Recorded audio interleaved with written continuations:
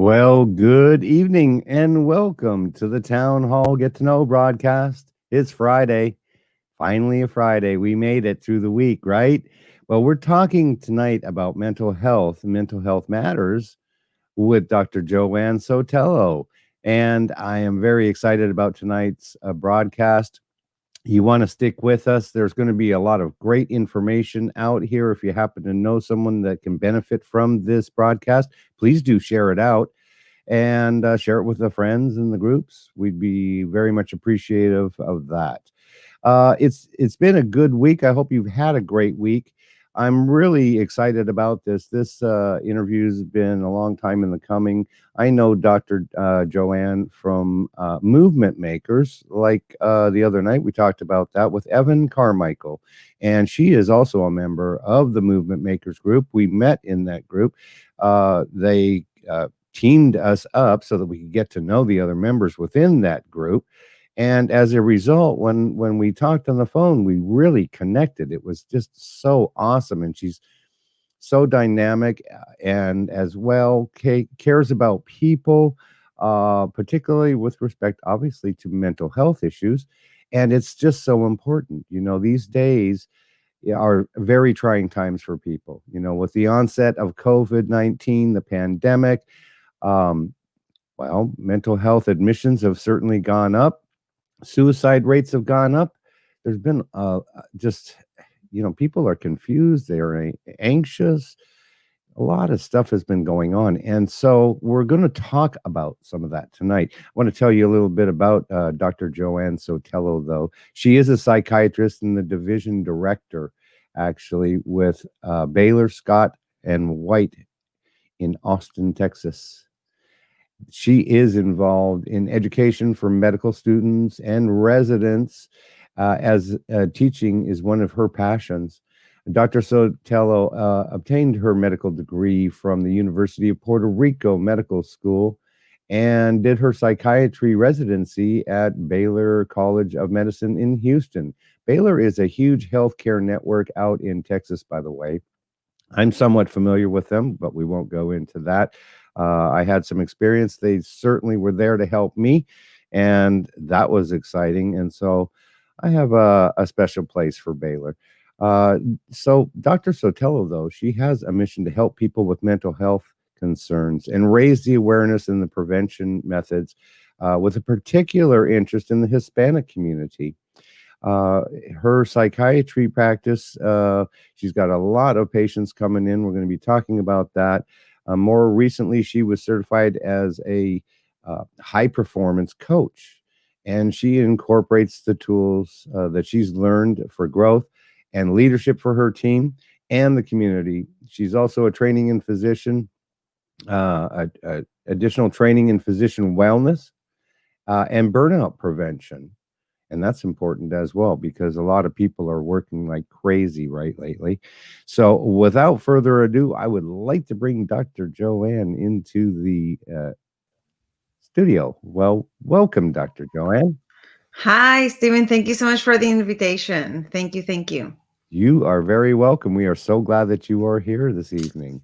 I also want to just remind our viewers, if you happen to be watching on Facebook or YouTube, we'd love to hear from you. Give us a comment. If you have a question for Dr. Joanne, certainly put that in the comments, and we'll try and address as many as we can. Why don't you just tell the viewers a little bit, Dr. Joanne, about yourself to help them get to know you a little bit better? Yes, thank you. So I am from Puerto Rico. So I have an accent and I sometimes talk very fast and I go on tangents. So I like to say that first.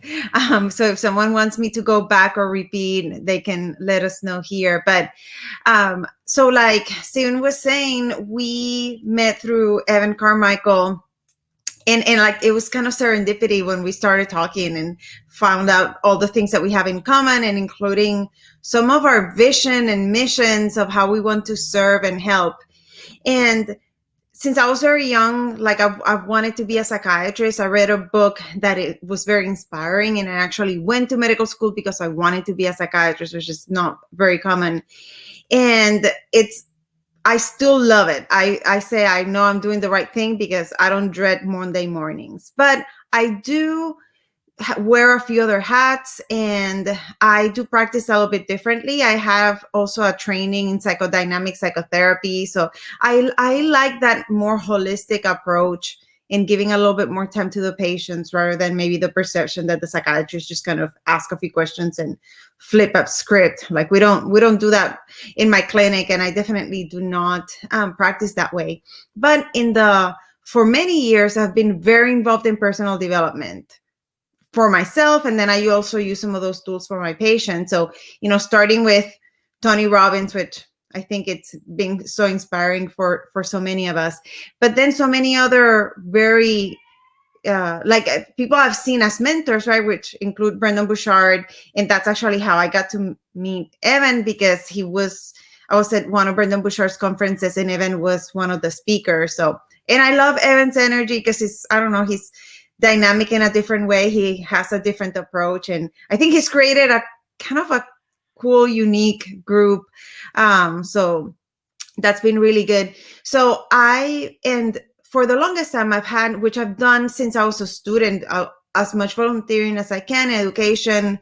Spanish is my first language, so I do as much as I can for Hispanics. But I think in this year of COVID, of course, so many things happened, so much uncertainty, loss, grief, sadness. Like, Steven, like you were saying, that we've seen the numbers go up, right? It's not a perception. These are real numbers. More depression, more anxiety, more substance abuse, violence, and suicide rate. So the mental health needs have definitely gone up. But I think the other thing that has happened is that it's almost given people permission to talk about it, which I appreciate, because unfortunately there's still a stigma, like, oh, you don't say that you're depressed or anxious, or that you have to go see someone. So I think it's opened a window for all of us, right? Not just mental health professionals, but for all of us to talk about these things, to open up the awareness, to say like, yes, of course, you're not okay.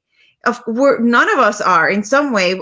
Even when we're doing our best, we're all seeing things from a different filter, and our emotions are already a little bit drained. So we've been very busy in the clinic, but then I've also used the time to do more, to start from a different angle and do more things like this, of, as much as we can spread the word of different tools that we can use, or then also other things to pay attention to that might indicate that you might need a different kind of help. So it's kind of a short, sweet. I live in Texas. It's kind of super cold for me. It was 20 some this morning. So we've got the UK watching. We want to acknowledge Nasser Avi for joining us this evening. Thank you very much. We appreciate that. We got Ruben Lowing. He's on station. He's out in Texas. Oh, there you go. So he knows it's like, we're not used to this. This is super cold for Texas. And I have two boys, which might, if you start hearing mommy, mommy, mommy, that it's that time. Okay. But yeah, so, overall, and my mom has been staying with us because we figured this was the safest thing for her, and very grateful that we've been healthy and away from COVID. So. Well, a lot of people have definitely come down with COVID. Many have died, and it's a terrible situation. It certainly is. With the ensuing pandemic, people were quarantined, businesses closed, economic turndown, a myriad of emotional outcomes, anxiety and stress and depression, insomnia, fear, confusion and frustration are all affecting people. I mean, you're hard not to be able to avoid any of that, because things are pretty crazy. I don't think, have you ever seen anything like this before, Dr. Joanne? No, nothing like this, especially so back to back to back to back, right? So I think of it, what comes to my mind, it's more, again, because I grew up in Puerto Rico, and we had Hurricane Maria just a few years ago, and how devastating it was, and how long, the island is still recuperating. And, in Florida, like so many other places suffered, but it's that it was devastating, but it was, you could see it happen. Right. And then and that's one of, if you think of trauma, and the best way to address trauma, it's that you let it you it's like what you do right after it, right? And that sense of safety, and you assess the damages and you assess the loss, you support, you establish safety, and then you start rebuilding. But this year, it's just been one thing after the other. And I mean, Mhm. now there's a little light at the end of the tunnel because we had the vaccine, actually, just, as you guys know, that it's been approved for emergency use, and they started just this week, right? Like a lot of my Right. peers have been receiving the vaccine, which is great, but the uncertainty remains, right? Like we might have more information about what's going on and what will probably happen, but there's still a lot of people whose jobs change, and people are getting very sick, right? Like this is my public health announcement here. We still need to be super, super careful, right? And especially with the Yeah. holidays coming and we like to get together, just because there's a vaccine or just because it's the holidays, it's not gone, right? Like we have to be very, very careful. But yes, it's been the feeling that I have in my patients over and over. It's different. It's been in waves, I think, in the last months. It's like we have a phone that only charges up to 50-70%, right? So we have to be, it works. We have to be very mindful of how we use that 50-70%, because we're not able to charge all the way, right? So that's kind of the best way that I can explain it, because if we take a snapshot, for a lot of us, things look okay in segments, right? But not everything. So I mean, we feel it. We all feel it. Well, you're blessed to be able to have your mom with you. That's certainly really awesome. Now, a lot of people aren't getting together and hadn't gotten together for the holidays, for Thanksgiving and maybe Christmas now, and that's got to be pretty hard on some people. Yes. Yeah. And it's, again, one of those difficult decisions of, like, do we get together or right? And then also it's okay to say no if we want to say no, right? And we say, like, this is to Hmm. keep us all safe. Like my family, we went through that because we haven't really seen anybody, because we're protecting my mom. Yeah, And so it's like this little decisions of, okay, in the next 2 weeks, we're going to see a few family members, one at a time, for a few hours at a time, too, so that right, we get a little bit of that connection that our soul needs, because we right. cannot be lonely all the time and yet keep the safety, for our health. Well, we have to, and we have to look out for particularly the older generation or anybody that's compromised. Yeah. Absolutely, and masks are just becoming a second nature thing now to help reduce it, particularly if people are coughing. If and so we've changed our lifestyle, certainly changed, but thank goodness for technology that we're able Yes. to reach out. Yeah, we If can I'd do this only right now. known, I would have bought stock in Zoom or something, or Oh, yes. StreamYard, right? I tell you. I know, we're all thinking the same thing. Forget Yeah, about Apple. It's Zoom right. now.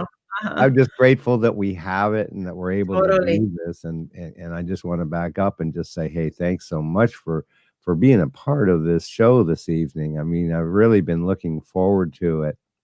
I Yes, love the yes, me way too. that you are so concerned for your community, to be able to be there and to help them, and then it goes bigger than that because you're also a professor as well, so you're teaching too. You're teaching your peers as well. Mm-hmm. Yeah. Yeah. No, yeah. So I say I plant seeds. That's what I pray for. Like, I'm gonna plant a seed in here. Hopefully they can water it and be better in their future as physicians as well. But yeah, no, it's we all have to get together and do things like this. I mean, this is great. Thank you for organizing all of this. Oh, you're very welcome. You're very welcome. And of course, we have to give kudos to Evan Carmichael because he's really the guy Uh-huh. that brought us all together when you get right down to it. We I love know. him. Um, the American Scientific indicated that they felt that there was an impending mental health crisis, and they said that back about mid-year. How does you feel this pandemic has affected mental health? It's made an impact. Obviously, people are suffering more than normal. Maybe you can explain that to the viewers, what's going on. Yes, and I did read that research, and it was around June, which seems so far away, like so Yes. long ago. Mhm. And it showed it was like more than 70% of people had expressed some kind of mental health concern, whether it was depression, anxiety, and including suicide ideation, right? So we can think, and again, it almost seems like so far away that we were bombarded with the news of what's going on, and Right. like, what's this virus? Is it real? Is it not? Do we have to wear the mask? People are Yep. dying, right? Like, so much confusion. And I think at least that confusion is better now. I think people understand the severity of it. Not everyone follows the precautions, but at least there's a Right. little bit more of an understanding. But Well, so, yeah. do you think that that people slacked up on precautions and that's why we're seeing a resurgence? So I think it's been in waves. I think that, so at the beginning it was more of like a shock of like, oh, or like I remember because it was around spring break and my kids were off, and I remember, oh well, then they just have a few extra weeks off. Like they were Right. off. And then like, we'll be fine. We had a trip planned for May. We're like, oh, we're probably gonna be okay. And it was like, Yeah. oh no, this is for the long run. And so I think at the beginning people were like, after that initial shock, like gun ho, like, yes, we're in this together. Let's make the best out of it. And let's just do as much as we can from home. And let's just do get togethers over Zoom. And then the real things started happening, right? Like, more, of course, more people sick. People started losing their jobs. People, Mhm. like, that sense of grief is not just when people die, right? It's the change in their routine. The kids couldn't get back to school. So even when there wasn't necessarily a tragedy, there was a significant change in our day to day for almost everybody. Yeah. I mean, no one could escape. If No. someone wasn't affected by this, it was someone who doesn't leave their house for other reasons, right? So, Mhm. um, so then I think it there, but then in a good sense, I think that we were all holding on to it'll, by probably around when it starts getting cold, it'll go away. And then let's not Mhm. mention the elections on top of all of this. You're right. So um so, and I think people held on to it like, okay, let's just fight now because the light at the end of the tunnel is right there. And then it wasn't. So I think, so then it's like, and things did get better, and people started like being just like, okay, we're good. Mhm. Or worse, the fatigue, the pandemic fatigue. People were like, I cannot do this anymore. Like, Right. I cannot do another Zoom call. I cannot, or I cannot pay my bills because I Right. haven't worked since March, right? Like real life things. Or I was sick and I still haven't recovered. So many things that people suffered. And I think now that because the numbers have gone up, Mhm. significantly, like we've seen days and days in a row of more people dying, more Huge. people in the hospital sick. I mean, the numbers are real, and the Yeah. elections are, well, sort of done, but Yeah. for the most part. um, but so, Well, and I think that the holidays, then I think that people, the airports saw a huge increase in people flying. So we right. have not seen the effects of people flying for Thanksgiving. We're probably going to start seeing that now. I see. So, Now, how does a telemedicine play into this? yes, so talk about technology, right? Yeah. Thank goodness. So, for so a lot of medical practices and all kinds of services went like us right now, right? And what a treat, because otherwise it might have taken a whole year for us to get together in the same place. Um, so Mhm. so it's been great. So we were out of the office for about a month. We've been back since, I don't know, early May. Right. But I still do probably like a quarter of my visits are through video. Okay. So it's been great. It's been such a blessing to be able to serve even when we cannot meet in person. And that's wide range of services that way. So we do have to be grateful for technology for that, definitely. I agree 100%, and because things are changing now, and so some of the I I don't know that it was rules or regulations as much have changed to allow more of the telemedicine and for treating people to change versus come on into the office type of Yeah. thing, Now, I want to know, what are you seeing people talking to you about more than anything? What's the primary thing that they're sharing with you that has really got them down? Yeah, so there's probably two things that I hear a lot. I think we can put a lot of it under the sense of grief, because there's a sense of, again, like I was saying, of loss, and the sense of the everything seems different and not Mhm. knowing.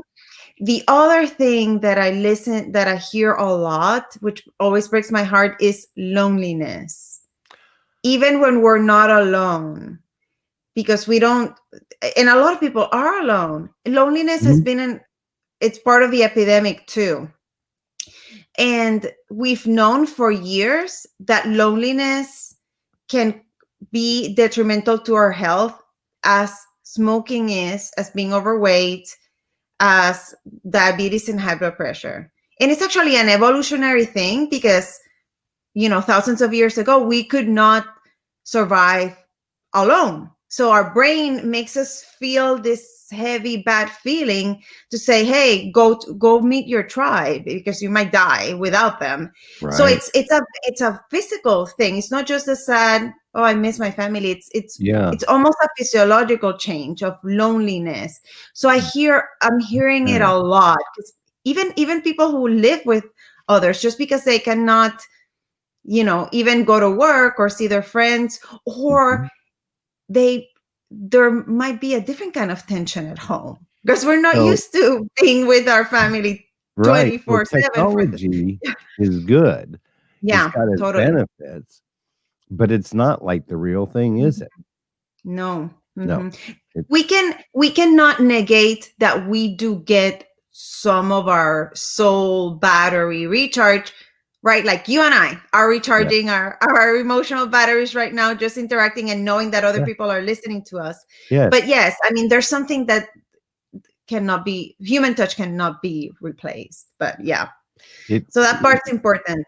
it can't, and hopefully soon things will change, but, I don't see a lot of large gatherings changing anytime too soon, Mhm, personally, mhm. I don't.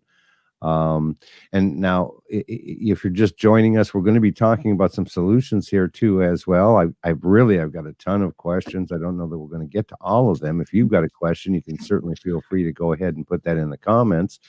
We want to also thank all of our viewers that are watching on Roku and Amazon Fire, Apple and Android TV. We certainly appreciate you. E360 is a great broadcasting network. I'm so proud to be a member of that family. And so, yeah, thank you so very much for taking time to join us this evening. Um, I want to talk about alcohol for just a moment. Alcohol and drug addictions, and those numbers have gone up too, haven't they? Yes, unfortunately. Yes. Way of coping, I know, because I mean, I've got my own experience in the past with the alcohol, particularly. Certainly, drugs were involved, but um, it was my coping mechanism at that time, and I've had to find new coping mechanisms. Maybe you can talk about that to maybe help somebody that might be struggling with alcohol or drug addiction right now. Yes, and that is a big and very important topic. So thank you for bringing it up. So again, it's like, it's a problem that's been there for a very, very, very long time. Hmm. And part of it, I mean, this is multifactorial. Again, part of it is related to what we've been talking about, right? Like if we're not feeling well, we're struggling, and it calms us down for a little bit, right? Like it gives us the false perception that it's going to help. but we Right. know that none of those things are a solution at all, right? So this is Right. important to say. Not it Then never helped me in a really good way. It sure helped me in a no, negative way, but in a good way, I had to experience that to be able to get to where I am today, which is a much better place. yeah, no, my goodness. And we talked about that before of sometimes we have to go through, like I say, like a really bad earthquake that shakes things to the floor to then look at the foundation of like, oh, there were cracks in the foundation anyway. Let's rebuild, although Right. not just like a little bit that we can like put in band-aids and that's it. So you've definitely done that very, very well. And we're so Well, appreciative of that. But so, and I that's a try and good point. share my strength with people and let them know that there is hope, even in the Yes. darkest times. There is, in fact, hope. But sometimes we need professional help, not just listening to positive stuff all the time, but putting it's all about action too. I know it is. But medications are required sometimes too, as Yeah. well. Maybe you can speak to that aspect and the role of the medications, and then the role of counseling. Yes, yes, yes, of course. So in terms of like also like, and we're thinking about alcohol and substance abuse, there's Yes, a time when we cross the line, and like I say, it's like you have another person, right? Like I say, alcohol or drugs, it's like someone else making decisions for you. And it could be so powerful, right? So I like to, it's not to externalize the blame at all, but it's also to understand this is, there's a time when this is beyond me. Yes, I need to want to be better, but by myself I can't, right? And of course that's where, your family, AA, of course, then counseling, doctors, of course, your spirituality, religion, friends, whatever we can gather, right, helps. right. Uh, Yep. so that's important for us to acknowledge. And then also, I think because a lot of people are spending more time at home and there's not that much else to do. I mean, I think that even with, it's not necessarily like a bad intentions. It's just more of like, well, there's nothing else to do. I don't have to drive anywhere. Right. So, but it's so easy to cross the line, right? And, Right. like I say, two What? drinks, right, can be then two drinks. So we have to be very careful. Yeah, that's how it used to work for me. Is that I'd have a drink and it would lead to the next one most of the time, almost all the time. That next one, Yeah. the next one, and Hmm. and Yeah, fall no, and it asleep. and it does affect our perception, right? Oh yeah, Physiologically, right? So we might have total full awareness, right. but then our brain is not going to work as well, right? So No. we get confused about it. So it's very important, especially if we have our kids at home too, or taking care of an older person, right? Like we have to be very mindful of that. And thinking about it also in terms of uh like our mood, right? So I think it's the first step in everything is awareness, is recognizing, right? Mhm. Like, yes, I'm stressed out, I'm overwhelmed, but I can recover, I can move forward, I can do my thing. Let me just like focus on the things at work. And but then when every day feels like you have to crank yourself up just to get through the day, and then there's absolutely nothing else that you can do, or you're in a bad mood, or you're like more like carrying that weight more than you need to, right? Like, so then those are the little red flags. The other thing is that depression and anxiety also, it's not just the typical I'm sad, I'm gonna cry, I'm worrying a lot. Sometimes Mhm. then we're less patient, we're more irritable, we have stomach aches, muscle pain, right? Like we walk around like this with our shoulders up, Mhm. headaches, stomach problems, right? So it's not our, it's almost like we cannot really concentrate, we cannot pay attention, we cannot complete tasks. And Mhm. that's even before we recognize that our mood feels different, right? So I like to Right. always say that, like, know your red flags, right? Like, know the things for yourself that are an indication of maybe I'm crossing the line, right? And I Mhm. think at this level we can, yes, so I love that, like eat right and exercise, totally. So, and that's kind of what I was going to go to of, uh if when we're there, and I know, Stephen, that you talk a lot about this. Yeah. I think that one of the best things, like I say, it's let's go back to basics, right? So sleep well, eat well, some movement, breathing, right? Like we were hearing a few days ago. Getting well hydrated, supplementing if needed. And then I love having a mindful practice, right? I have a very good morning routine. Like I wake up early and I go to a workout class that sets my day. But then since like I'm already all energized and I'm set, then I most days I'll journal some and I'll meditate.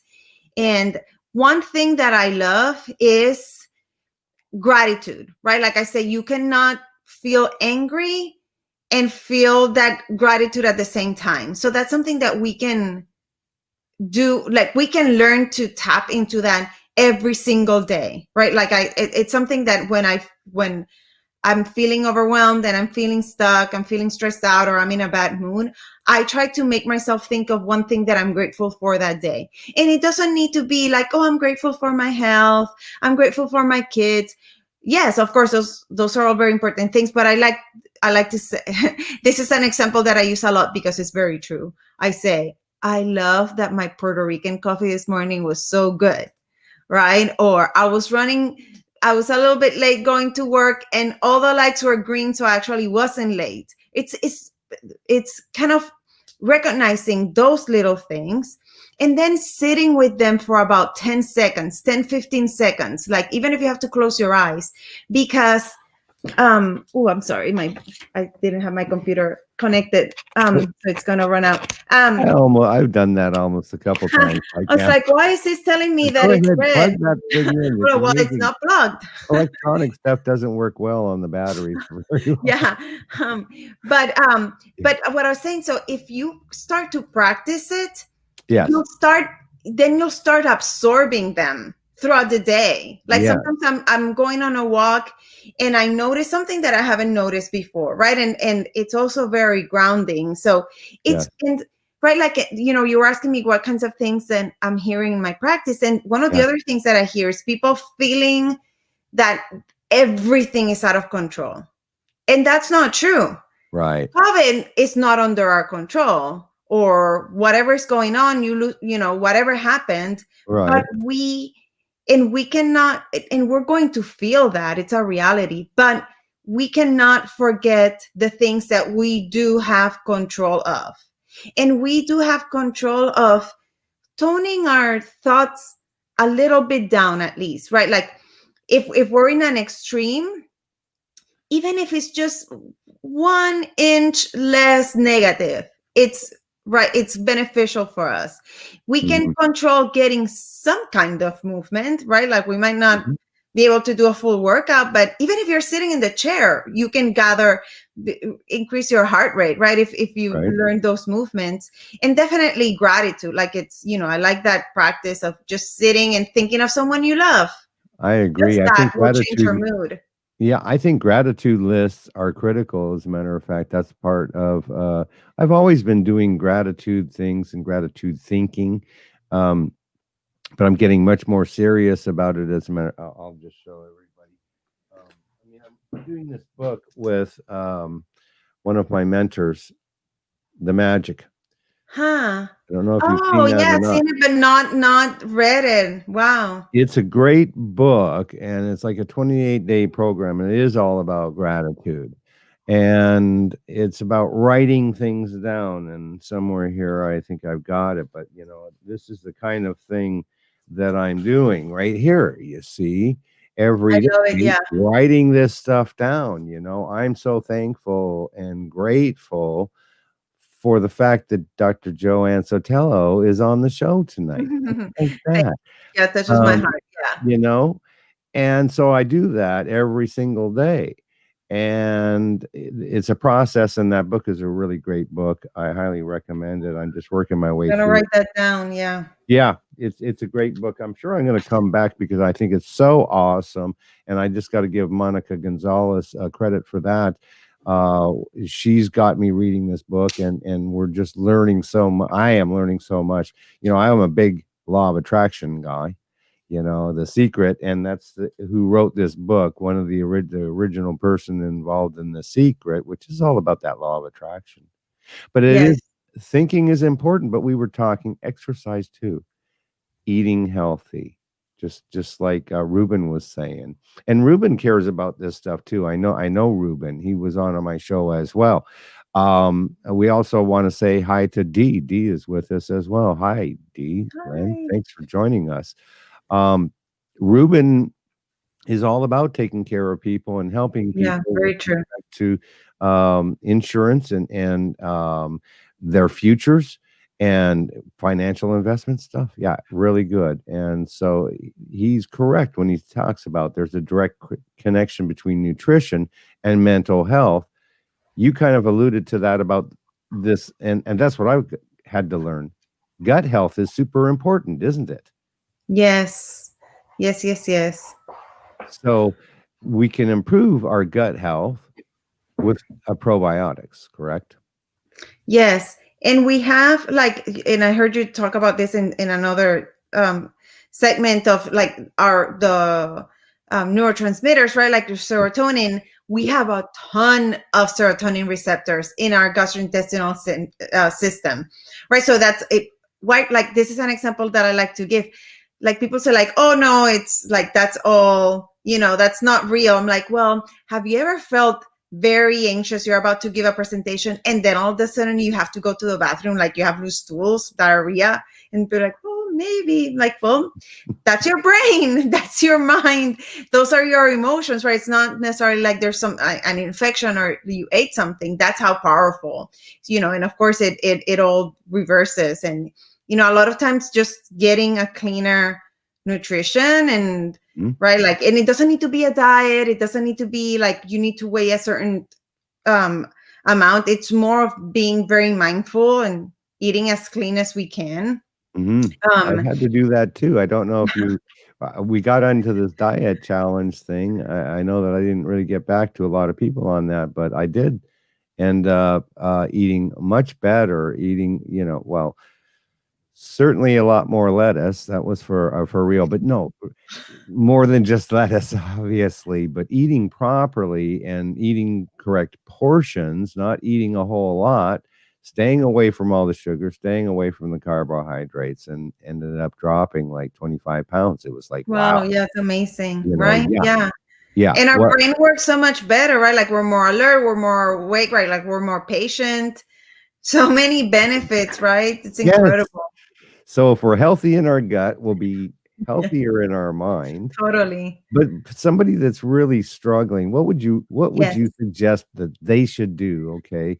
I mean, I have a couple phone numbers down here, and that's in dire situation here, because depression can lead to suicide, and suicide rates are up. I'll put it up there. I've got a national, perhaps, God forbid, but maybe somebody's out there, or somebody that might be contemplating suicide. We got to take that seriously. Really take that seriously. There's a Oh phone yes, number thank you right for putting there, that up. National Suicide Prevention Lifeline. Write that number down. Really super important, because depression can certainly lead to suicidal thoughts as well. It Yeah. sure can. But what would you recommend to somebody that is maybe on the verge of taking their life? They just don't think things are worth it anymore. Yes, Like, yes, yes. wow. No. And that's so sad. Yeah. And some people ask me, like, how do you even know, like, that you're that depressed that you need to see someone?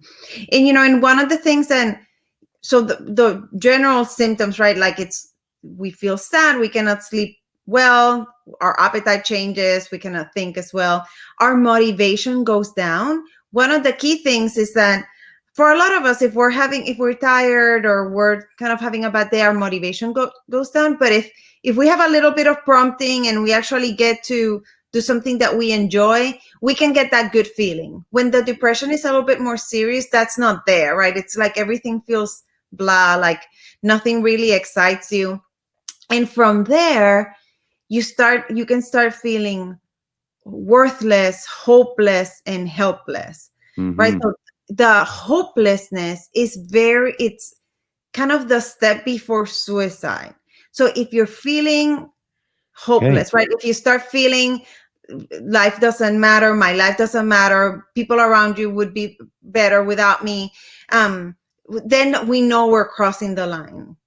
I want And to. then, right, like if you start feeling, I wish a Okay. truck hit me, right? Like it might not necessarily be like I'm gonna go take some pills or Yeah. cut myself, but Right. that desire for death, Yeah. those are all precursors for suicide. So we have to pay attention. Okay. I Good mean, my point. first advice is always say it out loud to anyone. You're don't be a, I know this is difficult to say it, but don't. And if you are the person listening to someone expressing their suicidal thoughts, your presence, your good listening, your empathy is probably the best gift you can give to that person. Don't freak out. Don't say, "Oh, why are you worrying about that?" Don't minimize it. Just be there. And of course, if it's very serious, do call 911 or take them to an emergency room. We have to take it very seriously. W- Ask for help and offer help We always. do. We do. We do. I and I'd like you to clarify this. I mean, sometimes we've heard. I'm certain most of us have heard somebody say, I'm just so over this. I'm just done. I just, Yeah. you know." I know that I used to say that back in the day to myself all the time because of my mental status was just so in the dumps. It was horrible. Um, but I never, well, I had to admit this. I was drinking myself to death. That's what I was doing. I didn't necessarily go and step in front of a boss, but I want to know so that we can pass this information along. So somebody says something like that. Do we need to be more concerned about somebody that says something like that, or somebody that do we, if we see those signs that you just referred to, make that phone call type thing? Who's more serious, or does it even matter? This is what I want you to And, clarify and for that's what I people. was gonna say. I'm biased because this is, what I do, but I would Right. worry about both. So Yes. if someone is expressing it, it's a little bit easier because a question as simple as, "What do you mean?" And actually, I'll give you something because Mhm. this might help you in your interviews too. Asking what questions are almost always better than asking why questions. It actually, the brain process is different. It taps more areas of our brain when we're answering a what question than a why. So don't, because it plus it sometimes I think it gets perceived a little bit more empathic when we say, "What's making you feel that way?" than when we say, "Why are you feeling that way?" Right? Like it even Right. sounds different. So we can always say, "What do you mean? Well, yes. Tell me more." What or you can take it a little bit deeper and then say, "Are you having suicidal thoughts?" We never asking that question directly, which is the way it should be, will never make someone suicidal. So don't, as the person offering the help, don't fear the word suicide. I mean, you can go around it, but if we also have to be straightforward, like, do you mean like you want to die? Like, or are you just Right. overwhelmed and you want this day to be done, but you're okay, right? Like, are you having thoughts of wishing you were dead? Are you having thoughts of wanting to do something to harm yourself? Should be direct. Now, for someone that we can feel them struggling, but they might not be the ones talking about it, those are Right. actually more difficult. And then something as straightforward as, Yeah. you do not seem like your usual self. Is there something going on? Yeah. I don't feel you as your typical energy and I'm worried. I just want you to know that I'm here for you. That's great. So Or you're being let's go have proactive. coffee with a mask, right? I Like, love that. there's Yeah. different ways to approach, and we can then say, or we can share our story and say, "It's been so difficult lately. Yeah. Is that happening to you too, or am I the only one struggling too? Right. So we can always go I around. love that proactive, and that's why I wanted to put Nassim Barabi's comment back Yes, up, because that's so totally. important. It's the people who don't speak out that are past asking or even talking that it hits the hardest. And so we got to keep our eyes open for this, because more than ever, I think right now, our communities and our friends, even people we don't even know, need to know that we care about them. Yeah. We care about them, and we want them to be happy. And it's really easy to say, "Oh, you can just be positive and change your thought," but that's not so easy when you're there. Know Mm-mm. that. It's Yeah. not. And again, it's that sense of loneliness, even when we're around people, right? Or we feel no one will understand, or I cannot say that out loud, or I'm gonna hurt them if I say it Right, out loud, right? So it's right. this is not definitely not a time to suffer alone. And you expressing Right. your angst will not make the other person worse, right? So we shouldn't Mhm. keep it to ourselves just so that we don't upset the ones around us. Like I wouldn't want a loved one not tell me what they're struggling with because they don't want to upset me, right? So we can always turn it around and then say, would I want them to do that to me? So why would I do that to them, right? If What would when you care. what would you say to the person that feels like if they say something about that, they're going to be judged, and that they're going to feel like then their feelings aren't important if they get judgment back instead of that, I guess this is where the what Yeah. So is coming in instead of the why are you feeling like that? yeah, Kinda like, no, and I think if it's there's also who are we talking to, right? mm-hmm, Like we might then want to choose a little bit better who we're talking to and someone who loves us. And we can always, if we are the one expressing the struggle, we can say, we can kind of present the resistance up front and then say, there's something I want to tell you, but I'm afraid that you're going to judge me. Right. So you put it out there from the beginning, and the other person will be a little bit more open because it's like a little challenge. Like, no, I'm not going to judge you. Okay. Right. Or then say, this is very personal. And, I'm afraid that you're going to think less of me, mm-hmm, but I'm going to tell you anyway because I love you or you're my friend or I need help. Right. So I mean, yeah, it is something that can happen, but if we need the help, we shouldn't keep it to ourselves. And we can yeah. always test the waters and then say like that, like, I'm struggling a little bit more. I'm afraid to say everything because I feel weak or I feel like no one is going to understand me, but I trust you, so I hope you can listen and not judge me. Right. So we That can always, but that does take a lot of courage, it does. but it's worth gathering that courage It to say is. it out loud. It is, because in my world, everybody counts, no matter what you've done, no matter what you've experienced. You're important, and sometimes it's hard to find that and to realize that. And so that's such great advice. Thank you very much, Dr. Joanne. I appreciate that. Now, I know that you are spiritual in nature as well. We connected on that level too. And I think that that's an important factor. And you mentioned that earlier about the spiritual aspect and that connection aspect. How, from a spiritual standpoint, what would you recommend for people to overcome their fears and their anxieties and their depressions, maybe?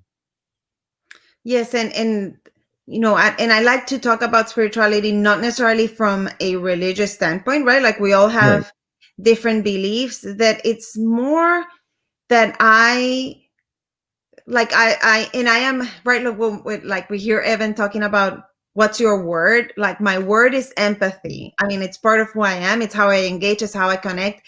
But I also like the being open to feeling the energy around me, the energy from the other person. Like even in a conversation like this, we don't even Mhm. have to be in the same room. And then how we connect in that energy, and how I have the ability to feel, if you're sharing something with me, I have the ability to feel kind of what's behind the words and really connect. And I think that's part of what makes me a good psychiatrist, and part of why this mission seems so important to me, because I feel the pain that the people are struggling with right now. And I think if we are all right, and we go back to the like meditation, or being connected with our breath, or being grounded, I believe that if we're a it's like that grounding feeling, right? If we are aware of how we're feeling and our energy, and we work on making it a little bit higher, that it adds to the people around us will feel it. So we Yes. benefit everyone around us, and it keeps on multiplying, right? And then I think it keeps us connected to a higher purpose, right? Or like what you were talking about, the law of attraction. Yeah. And I think it's our intuition goes up, our power of manifestation, of really, and not just manifestation like, like, ooh, woo, but like I said, like we're gonna all go meditate like that. No, it comes from belief, right? It's not some It magical comes thing, from belief. right? You're Too, right? If what, I don't remember who said this, like whether you say that you're going to succeed or not, both are true, because it starts right. from your belief, right? Yes. So, and Yeah. it translates, and the people around us will feel it. So I come a lot from that. And of course, I also have like my higher beliefs in God, and in the power of prayer, and how we connect that way as well, because Yeah. it all elevates our energy.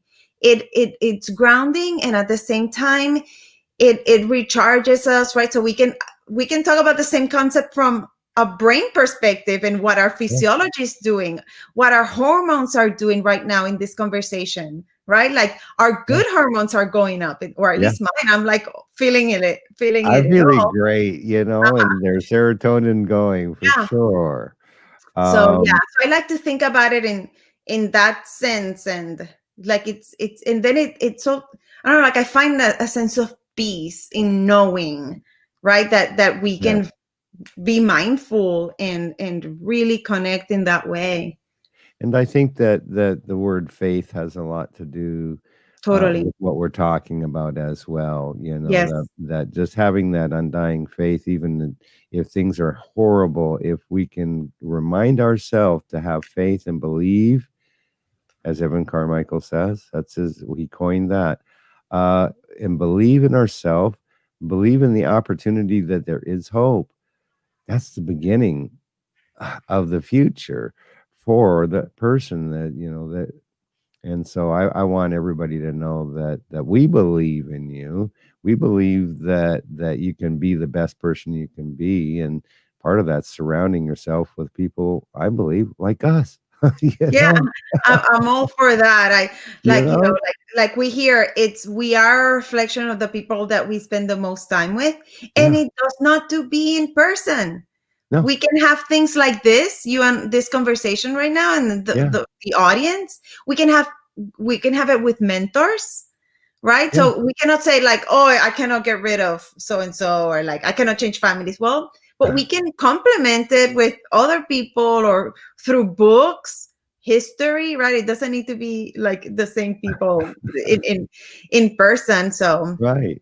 it Well, definitely elevates us. and you name some big ones there, like Brendan Bouchard and others out there, and there's just a ton of them. I really like John Maxwell, and Oh he's yes, he's so spiritual great. as well, yeah, and Mhm. Bob Proctor. There's just so many out there. That's what I did. I just followed these people that were the top influencers and the motivational speakers and stuff. I'd like you to. We're winding down on time though, Dr. Joanne. I'd love for you to just kind of recap of what people can do though, to help ease the pressure, ease the stress, the anxiety, maybe the depression, and synopsis there of the things that we've been talking about that they can do to get themselves to a better place. Yes. So again, first of all, I think that we live in a whirlwind when we get busy and life and all of that. And I think, like Einstein said, we cannot find solutions to the problems he said it in a prettier way, right? Like we have to step out from our whirlwind to find the solutions that were created inside the whirlwind, but we cannot find them inside the whirlwind. So it's that awareness that we need to step out, that awareness that just our day to day can be very stressful. And then from there, remind ourselves that even when, right, like I say, like we can choose to look at just one part of our plate, or we can take a step back and look at everything. And sometimes it feels like there's just one thing that's so difficult that's bringing everything down, but we have the ability to pay attention to other things and add other things to our plate that keeps us moving forward, that keeps us a little bit more positive. And then the reminder that we have control of a lot of things that will make us healthier, that will make us feel better, that will improve our mood a little bit, right? And you know, I say this a million times a day, so I'll repeat them, right? Like basic things: sleeping well, eating, hydrating, supplements, exercising, right? And getting connected with that spiritual part, like we were talking in terms of meditation, journaling, breathing. We don't have to meditate for a long time. Just being connected with our breath, actually it does all kinds of good things for our system, right? And we can do that throughout the day, and we can move our body. And then on the other side, it's then also the reminder that we do not need to struggle alone. There's help. It's okay to not be okay, and it's okay to say it out loud, and to know that there's a lot of services. You know, contact your primary care doctor. There's psychotherapists that you can see virtually as well, or of course if it's more serious, I think that's an important thing. Reach out. You know, if you reach out for help, we want you to know that. Thank you so very much. We really appreciate you. We've just run out of time tonight. We're going to have you back. I just love your spirit and your energy and what you're doing for the community. We want to thank everybody for taking time to come and join us this evening. We've got a great show coming up Monday. We're going to be talking about alcohol and recovery on Monday with Wynn Henderson. He's written over 40 books, and also with Evan, come on, Stephen, Tinsman. He's also a movement makers as well. He'll be with us on Monday. So join us at 7 p.m. Eastern Standard Time. God bless you all. Thank you so very much again, Dr. Joanne. Thank you. Happy to be here. Thank you for everybody. You're welcome. Bye-bye, and we'll see you all soon. Bye.